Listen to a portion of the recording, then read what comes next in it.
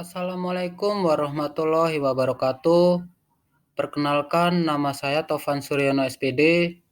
Saya bertugas di SD Negeri 31 Pagaralam, beserta calon guru penggerak Angkatan 8 Kota Pagaralam. Izinkan saya untuk menampilkan hasil karya saya dalam demonstrasi kontekstual modul 1.1. Pemikiran Ki Hajar Dewantara tentang pendidikan yang berupa komik berjudul Pak Rahmat dengan Pak Andi. Pak Rahmat adalah seorang guru kelas di SD. Beliau terlihat merenung setelah kembali dari kelas. Kenapa ya anak-anak dalam mengikuti pembelajaran tadi kurang bersemangat?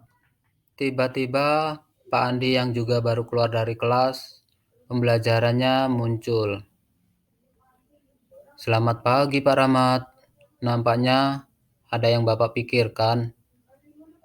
Selamat pagi juga Pak Andi.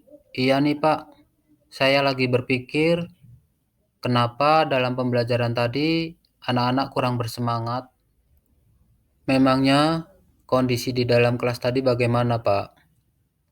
Di dalam pembelajaran tadi, saya melihat siswa saya hanya diam tidak merespon sama sekali. Sementara yang lain terlihat cepat sekali menangkap materi yang saya berikan. Begitu ya Pak. Belum lagi ada yang aktif sekali dan suka bergerak, berbicara Pak. Wah, bagus dong Pak, siswa Pak Rahmat. Loh, kok bagus Pak? Ini yang bikin saya bingung dalam mengajar.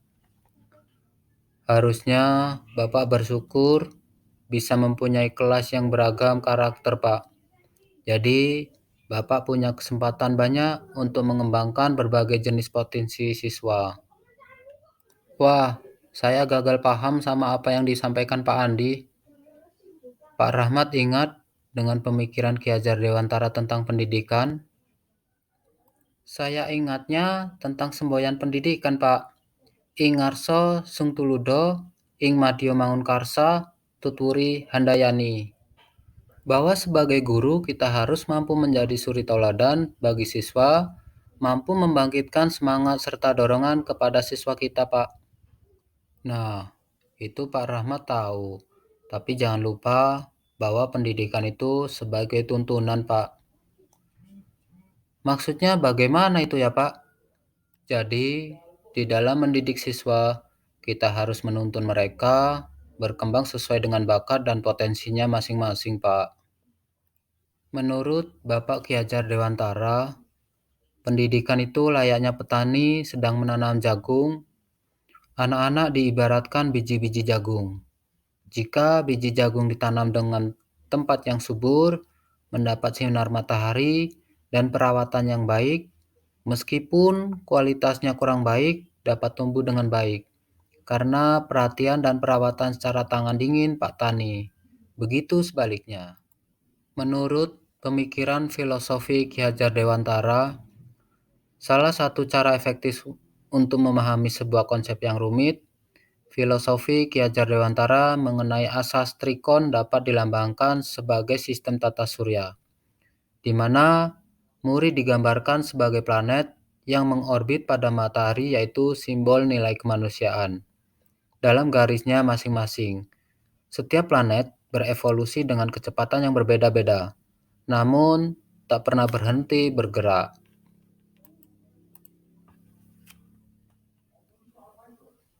Biarkan anak berkembang dengan kecepatannya masing-masing, tanpa terlalu memberikan tuntutan pada kodrat anak tersebut, Pak. Lantas, caranya bagaimana, Pak? Biarkan mereka menjadi manusia yang merdeka, tanpa mengganggu kemerdekaan orang lain. Kalau saya, Pak, melakukan asesmen diagnosis awal sebelum memulai pembelajaran. Lantas, caranya bagaimana, Pak? Agar saya bisa mengetahui kemampuan awal anak dalam pelajaran saya, Pak.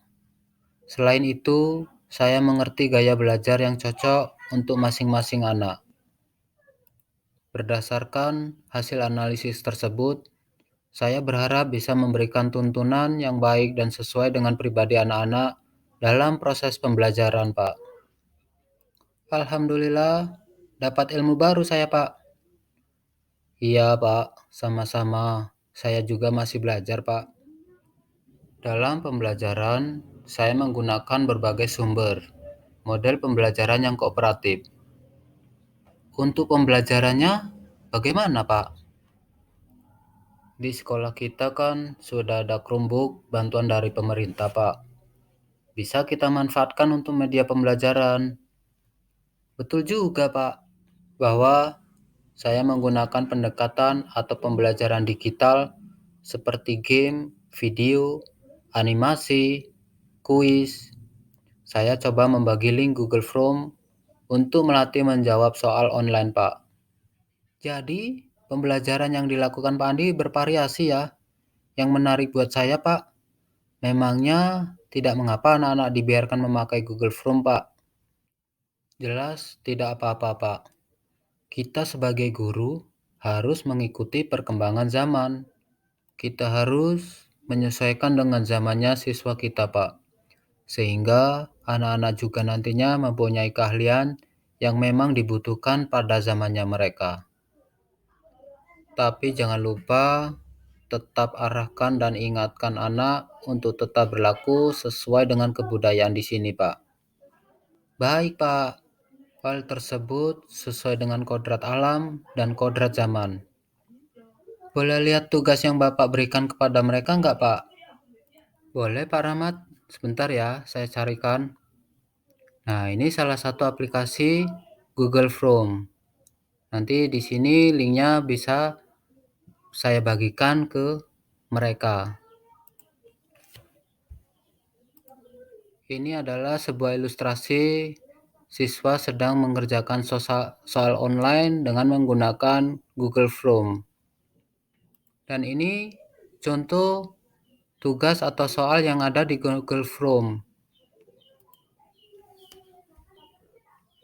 Ternyata bisa juga ya, Pak, Chromebook dimanfaatkan sebagai media pengerjaan tugas. Benar sekali, Pak Rahmat. Selain itu, ini sebagai upaya kita untuk membentuk peradaban bangsa juga, Pak. Banyak yang mengatakan bahwa Google Form sulit dan masih banyak siswa ataupun guru belum mengenalnya. Saya ajarkan dulu cara mengisi daftar hadir lewat Google Form dengan mengirimkan link kepada siswa.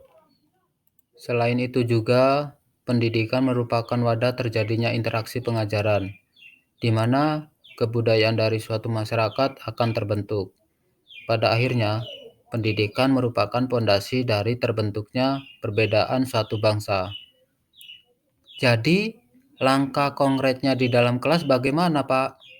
Kita bersama-sama menciptakan suasana pembelajaran yang nyaman dan menyenangkan sekaligus mendorong siswa untuk mengembangkan keterampilan berpikir kritis, kreatif, komunikasi, dan berkolaborasi.